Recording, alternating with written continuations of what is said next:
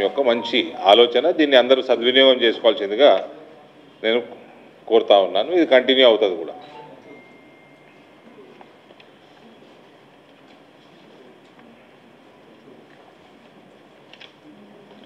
ఇటువంటి చిన్న చిన్న అంశాల మీదనే వీళ్ళకి డెసిషన్లు లేవు.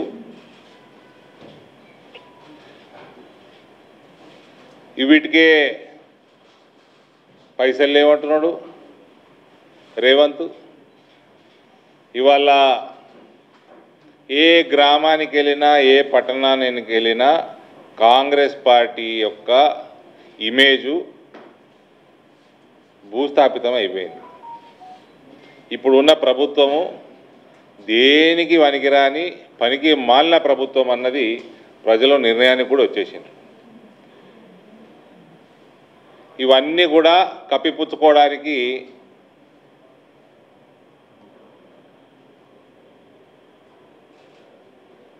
ఉత్తమ్ కుమార్ రెడ్డి ఏదో ఎజెండా పెట్టుకున్నాడు. ఇవాళ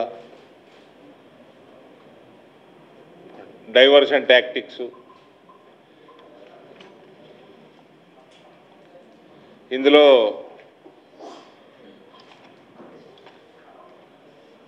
పార్టీ నిర్ణయం మేరకు 4 గంటలకి ఏం చేయాలో 4 o'clock ఉంది అయినా మీటింగు. ఇంకో విషయం ఇలా గ్రీవియన్స్లో తెలిసింది ఏంటంటే టీఎన్జిఎస్ పాపం phase 2లో ఇచ్చిన ప్లాట్లు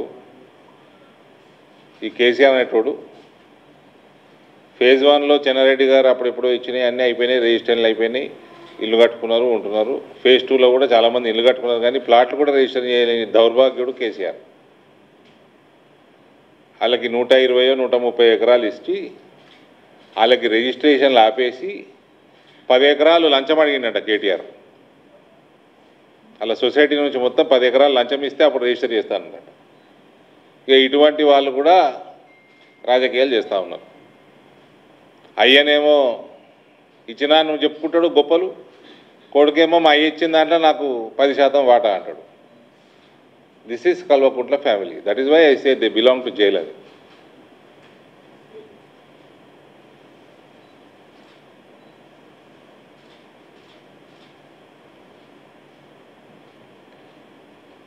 ఇవాళ ఉత్తమ్ కుమార్ రెడ్డి గారి దగ్గరికి వెళ్ళి 4 ఉత్తరాలు వచ్చినాయండి. ఉత్తమ్ ఉత్తరాలు 4 వచ్చినాయి. 4 సార్లు ఫోన్లు వచ్చినాయి. ఏది కాంగ్రెస్ అయినా అంటే ఈయన సగం టీఆర్ఎస్ సగం కాంగ్రెస్ అయినా ఆయన ఏది ఇంతగానో న్యాయమడబడ్డాడని మాట్లాడిన ఫోను. చంద్రబాబు నాయుడు గారు జనకచర్ల ప్రాజెక్టు టేకప్ చేసిందట. దానికి అది తెలంగాణకి ఏదైతే వాటర్ స్కేర్సిటీ కావచ్చు, దీనికి మనం అడ్డుపడాలా. సరే, నేను అన్న జనకచర్ల అంటే ఏం చేస్తున్నాడు అంటే ఆయన గోదావరి కృష్ణ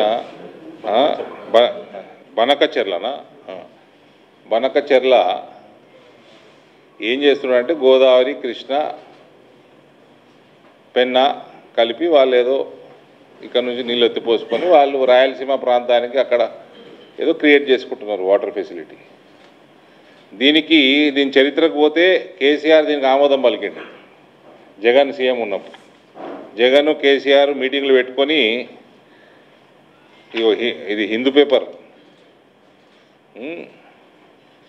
వీళ్ళు 6 గంటల సేపు కూర్చొని ముచ్చట పెట్టి ఇద్దరు చీఫ్ సెక్రటరీలకు కూడా అడ్వైజ్ చేసిండ్రు.